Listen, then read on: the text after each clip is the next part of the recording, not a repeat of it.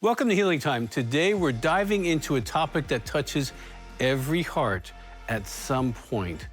That issue is grief. Whether it's the loss of a loved one, a broken relationship, or many things it could be. I believe God wants to bring healing to your heart today and to equip you to help others who will go through grief at some point in their life. And remember, if you need prayer for any reason, your Daystar family is here 24/7. Call us anytime at 1-800-329-0029, and we'll be right back.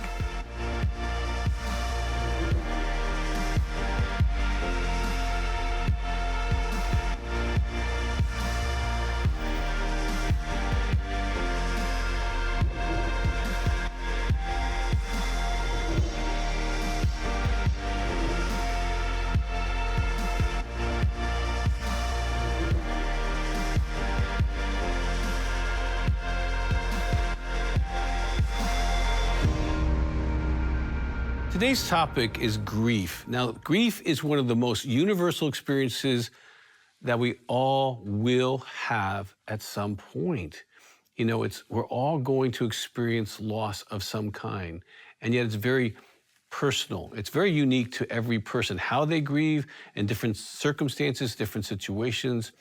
It's the sorrow we feel when we lose someone or something that we love, and it can feel like a weight, almost like a heavy cloud in your heart, that it just doesn't lift. But here's the truth. God sees your grief, and he wants to walk with you through it. And today, I know this isn't a topic that you're going to hear a sermon about. This is not something that we get into in church. But yet, all of us have experienced grief. All of us have experienced loss.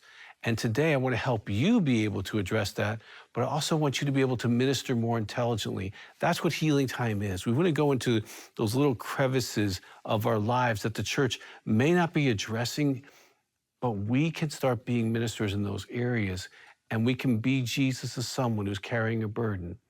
1 in 5 children will experience the death of someone close to them by the age of 18. I remember that. After losing a loved one, people are at risk, 10 to 20 times higher risk of depression in the first year. And some of that's just the sadness of grief, but if they stay there too long, it can actually turn into clinical depression. Now, grief can increase your risk of heart attack by 21 times within the first 24 hours of loss. Many of us have heard the story of a couple that's been married for 50 or 60 years, and one of them passes and days later, the next one does. Okay, this is a big deal. Widowed individuals are at a 66% chances of higher risk of dying within the first 3 months of following their spouse's death. It's called the widowhood effect. Now, grief isn't just about losing a loved one. Now, it can stem from a divorce. I know lots of people who've experienced real loss there, not just the couple, but the children, job losses, miscarriages, abortions, chronic illness will definitely cause grief. Even a car accident that creates physical limitations, the loss of that could be grief. Even just the loss of a dream that you thought your life was going to go this way, but life turned you this way, and you grieve what could have been or what should have been. In my 40 years of counseling, I've seen grief manifest in so many ways.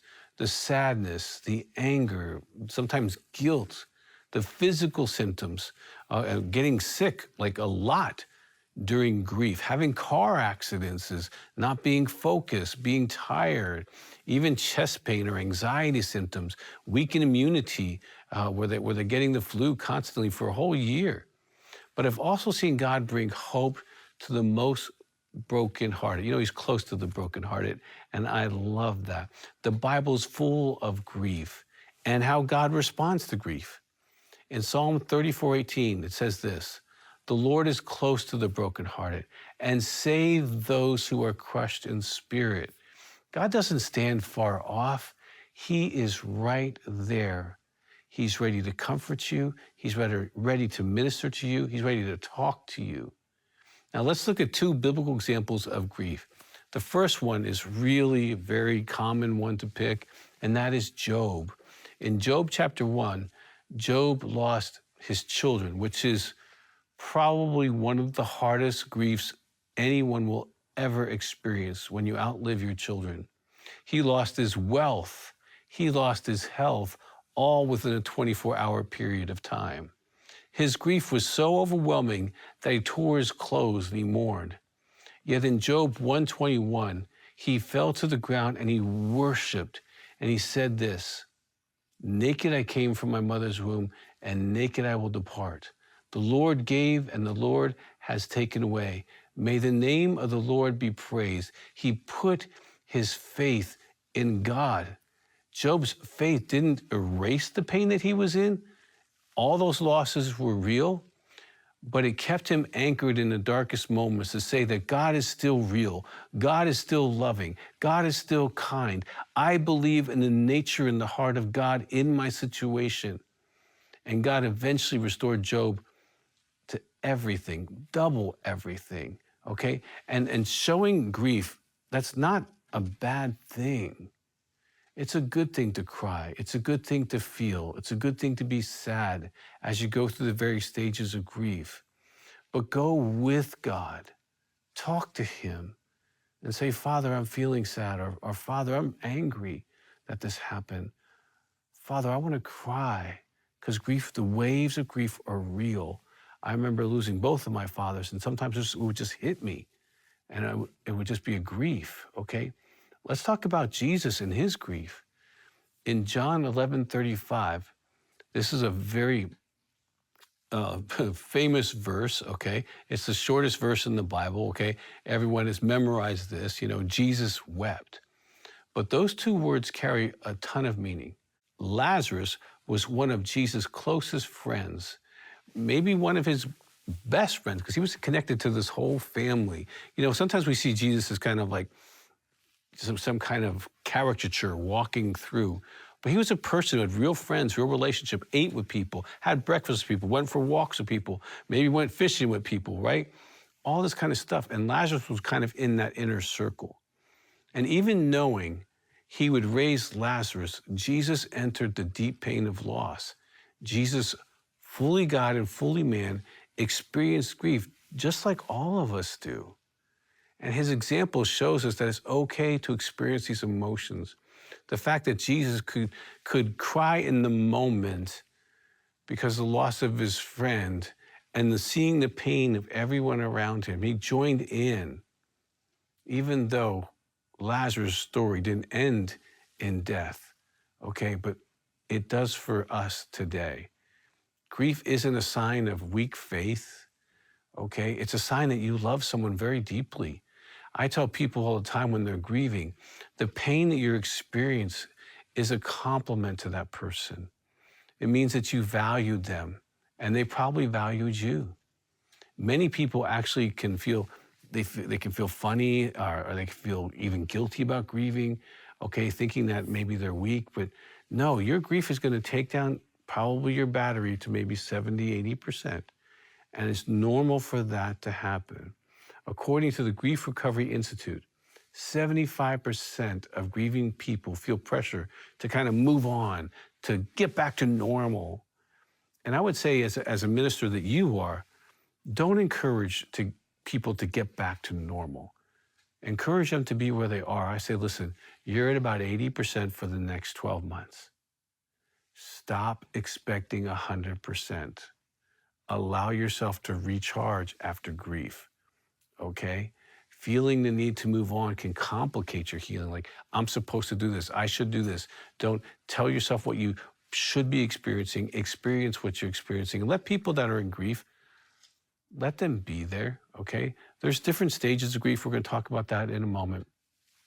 But it's important as we minister to these people that we can just be where they are, like how Jesus was, and to minister to them.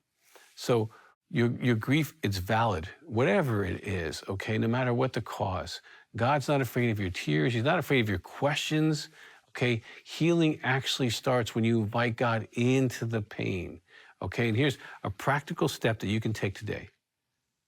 Tell God one thing that you're grieving. Say, God, this is the loss in my life. It could be a person, a broken relationship, a dream, a career, maybe even just a season of life has changed. You know, the kids have gone to college and you're grieving the loss while you're embracing the new season. You can be totally honest with God. He's listening. He sees every tear. And as our Father, He actually loves when we bring our pain to Him. Well, stay with us as we continue to walk through grief.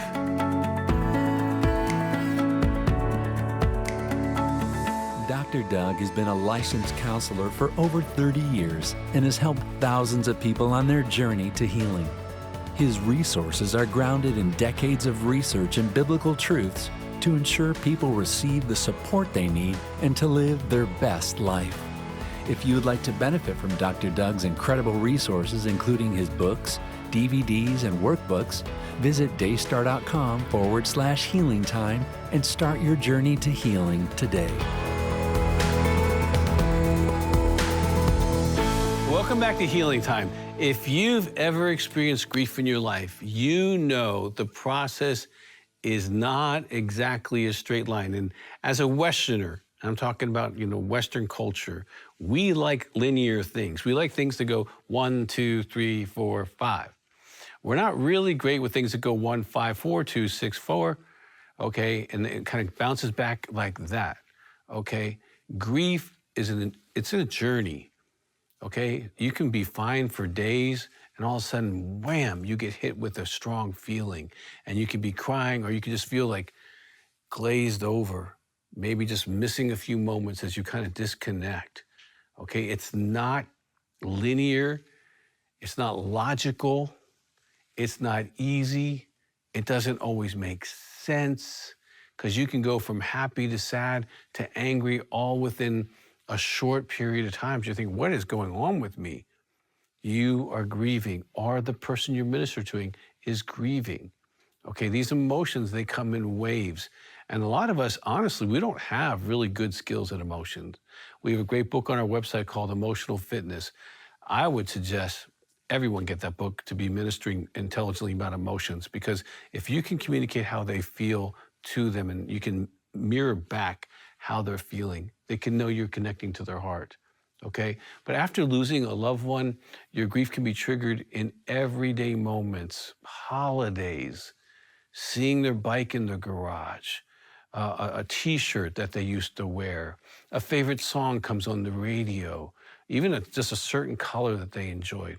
Almost anything can trigger these emotions connecting you to that person, even just walking in a room that they lived in, going to that house, seeing a car that they used to drive. All these things can be like, wow, you just went somewhere. So understanding grief is important. We're going to talk through the different stages so that you can navigate grief, but also I want you to be able to help others that are close to you grieve well. The first stage is really shock. Now that stage is beyond words. You don't really know what's happening. Sometimes people curl up in a ball. Sometimes they scream like wild animals. Sometimes they just go quiet for moments or even an hour or two where they just can't say anything. What's happening is the lightning bolt of what's happened in their life is just kind of going through their body, and their body's trying to process the pain. And you won't probably be there for that moment unless you're there at the moment when they hear about it.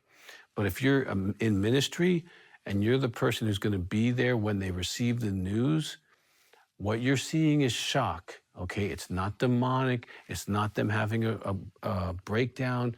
They are just in shock, and allow them to be there and just continue to support them. Say, it's okay to feel what you're feeling. Let it go. That's okay. They're worthy of this pain. Let it out. Okay, that's shock. The next stage can be denial.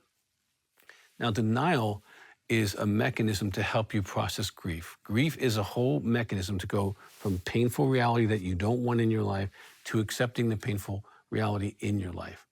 Now, denial can last moments, hours, days, weeks, or years, depending what the grief is.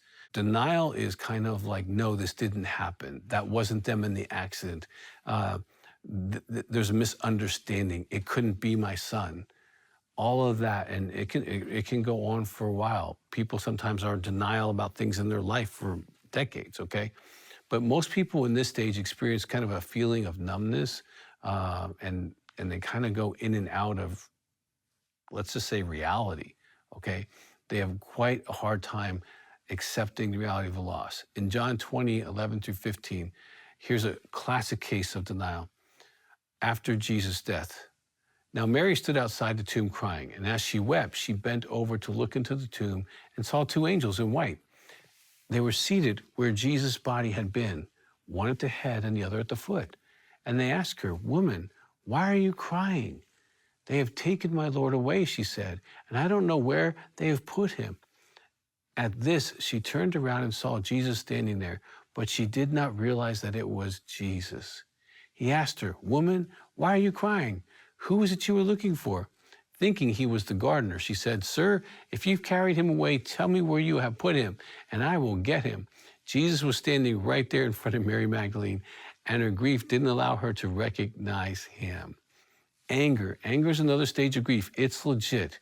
You can be angry at the other person that maybe was part of the situation. You can be angry at the doctors. You can be angry at the tire or the car company. You can be angry at yourself. You can be angry at God. You can be angry at other people that were in this situation. But you can find yourself getting irritated at very small things and just kind of going off. And that's you just being in the stage of anger, but also just kind of, you're emotionally raw. Okay, you feel that this is unfair. You don't get it. In Psalm 13:1-2, David cried out, "How long, Lord, will you forget me forever? How long will you hide your face from me? How long must I wrestle with my thoughts and day after day have sorrow in my heart? How long will my enemy triumph over me?" And it's okay to feel this kind of anger. Jesus experienced anger. Okay, now just remember this though, in Ephesians 4:26-27, in your anger, do not sin. Do not let the sun go down while you're still angry, and do not give the devil a foothold. Definitely process anger. It's okay to be angry, but don't sin. The next stage is bargaining. This is the kind of what if stage. Okay, you try to regain control by putting in some kind of thought is, well, if this didn't happen, if they didn't meet them, if they weren't there this day, if it wasn't raining, and you obsessively replay past events wondering what could have gone differently, what variable could we have changed, and you try to make deals with yourself or with God, okay? Here's what you do. God, if you'll bring them back, okay, or heal them, I promise I'll change. Like, people make those kind of bargaining situations. Bargaining's legit. It's okay to feel the pain and want to process it. The next is the sadness, which can look like depression, actually. And this is where the full weight of the loss starts to happen in your soul. You start to say, you know what, this is real. And this is where you can actually feel depleted with energy. Things can be harder for you to do. It's kind of like a lingering sadness that feels like some kind of fog. You're losing interest in things in your life.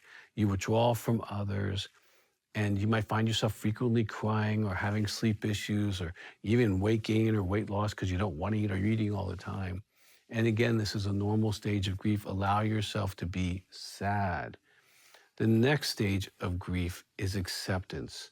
Now, in acceptance, you are doing exactly that. You're accepting this painful reality as truth. You're not blaming anybody. You're not trying to fix it. Maybe not even trying to understand it. You're accepting that this loss is real. And you begin to adapt and begin to move on with your life.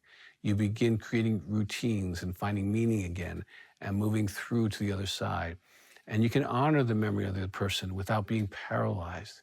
There's a sense of peace, even though there might be like this tinge of sadness, you accept that this loss is for real and it's for the rest of your life. Now, again, these stages are not linear. They're messy, they overlap, you cycle back through. And your journey will be unique, but talk about it when you're going through it. The most important thing you can do, don't rush yourself, and talk to your friends. Talk to people that can understand you. You deserve to be loved during your grief, but you might have to reach out, and you might have to be the person who reaches towards someone if you feel they're starting to slip away. Stay with us. more content and resources to help in your healing journey with Christ. Make sure to follow Dr. Doug Weiss on Facebook and Instagram. If you'd like to share full episodes of this show with friends and family, subscribe to Healing Time Ministries on YouTube. And feel free to leave us a comment on any of Dr. Doug's social media platforms. Our team would love to hear your feedback and learn how Healing Time is impacting your life, your church, and your ministry. Welcome back. Now, if you or someone you know is walking through grief, I want you to know that healing is possible. It might take time, but you do get to the other side. You don't have to forget those things you've lost, but you find peace in the process. In Revelations 21:4, it promises, He will wipe every tear from their eyes. There will be no more death or mourning or crying or pain, for the old order of things has passed away. We're all going to experience that season at some point, but in time, we're going to have losses. Now, just like grief is a process, healing is also a process. And here are some helpful ways to heal and to help minister to others in their time of need. You probably know somebody in your church or in your cell group or Sunday school class that is in the process of grief. So I want to help you with that. Number one, for yourself, acknowledge the pain. Do not hide the grief. Don't go into a closet. Stay outside and let others know, I miss my dad. I miss my son. Today's a holiday and they're not there, and it hurts. Have somebody that you can share that. Psalm 62:8 says, pour out your hearts to Him. God is our refuge. Talk to God. Talk to some friends. Write a letter to God. Write a letter to your loved one. Write a letter to what this is grief, whatever this grief is about. It's okay to encourage others. Write stuff down as you're feeling it. Let's get together once a week and talk about it. Keep a feelings journal. Write it down, okay? And be a friend that can listen to others that are in that spot and talk about it. You might have to bring it up. Like, I know you lost your dad a month ago. How are you doing? I know that you didn't get the job that you were looking for. How are you doing? It's okay to ask, what are you feeling about that now? Okay. Secondly, seek God daily. Make sure you're praying and reading and you're being in the scripture because He wants to talk to you. You can go to Lamentations 3:22-23. It says this, because of the Lord's great love, we are not consumed. For His compassions never fail. They are new every morning. Great is your faithfulness, God. Spend time in His presence. Invite God into the pain that you're in. He is a healer. And sometimes, honestly, you just get close enough to Him that you'll have peace and you'll rest. I've been there, and it's so sweet to do that. God Himself has experienced more grief than you and I can ever imagine, all the time. Number three, connect with others. We talked about this, but you have to be intentional. Do not go through this alone. And all you got to do is call some of the larger churches in your community and see if they have a grief recovery group. Google that in your area and see what's available to you. And it might be specifically to your issue. You know, if you had a disease, find one that deals with that. If you've lost a parent or a child, find a group that can deal with that. So it's really important you do this. Start a group if there isn't one. Okay, talk to your pastor. And maybe if it gets really, really hard for you and you feel like, you know what, my friends, they care a lot. And I feel loved, but I don't feel like I'm getting out of this. Call for Christian counseling. Okay, make sure they're a believer. And there are people who specialize in grief counseling, and they can maybe help you process what you're feeling, but you don't have words for it. Or you don't have paradigms of understanding, and they can help you with that. Number four, honor the loss. If you've lost a loved one, commit to living your life in a way that honors that person. Create a memory book or start a tradition with your family to remember that person. Maybe you pick a certain holiday or you visit the grave on a certain day, or on their birthday, you all write a note to each other and you remember them. It's okay to make a ritual to make it easier for everyone. Number 5 is that you have to take care of you. You are going to be at somewhere between 70 and 80% of your potential. You have to accept that. But in that, take care of yourself, because grief affects both your mind, it affects your heart, it affects your body. And we have to be really intentional about eating well. This is not a time to go carbo, sugar, caffeine crazy, okay? This is a time to eat raw vegetables. This is a time to not eat late at night. Put the ice cream in the freezer in the garage, okay? This is not a time to go crazy with food. Also, this is not a time to avoid sleep. If you're having challenges with sleep, get some help with that, but you need that. Another thing is getting some exercise. It can release your body of some of the things that's going on in your body. It's good for you to have a structure. It's good for you to have a place where you can just push yourself a little bit so that your body's getting what it needs to release the stress. Okay, start a new hobby. You know, get into some kind of activity that can be fun or distracting or something you haven't done before. All of that can be very good. Now, how to minister to others. If someone you know is dealing with grief, check in on them. Just check in on them, call them, text them, FaceTime them, whatever. Keep them around you. Invite them to things, because they might want to pull away. And you might want to say, well, we're having a party, it's at your house. 6 of us are coming over and we're bringing burgers and we're bringing stuff. And so if you're not coming out, we're coming in. And they will never forget you. You never forget someone who's there when you needed someone to be there. These little acts of kindness can go a long way, just sending them a note. And it's great to send them food, but you can also send a card maybe a few weeks out or a month or 2 out and let them know you're still thinking about them and their loss. Remember, the holidays and birthdays are tough for people at the time. Reach out at the time. Maybe keep a calendar of the people you need to minister to who are in grief that you know of. It's a great thing to do. Well, we know that many of you, you're on social media. Follow us on Instagram at Dr. Doug Weiss. Subscribe to our YouTube channels at Dr. Doug Weiss and Healing Time Ministries. You can also listen to the new Dr. Doug Weiss podcast, available now on all the platforms. Well, I know that you know someone who might be hurting, and I hope today we've given you some thoughts on what you can do to be a blessing. One of the biggest decisions you will ever make, probably the biggest decision, is whether to follow Christ. If you've never known him or you've walked away, it's time to come home. And it's not hard. Just say these words after me. Say, Jesus, forgive me of my sins.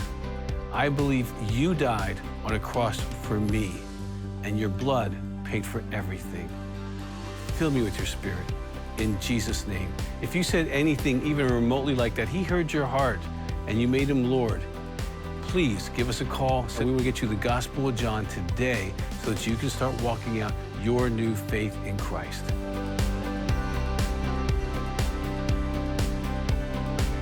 Grief is a heavy and painful reality, but you never have to carry it alone. God is always with you, and so are we here at Daystar.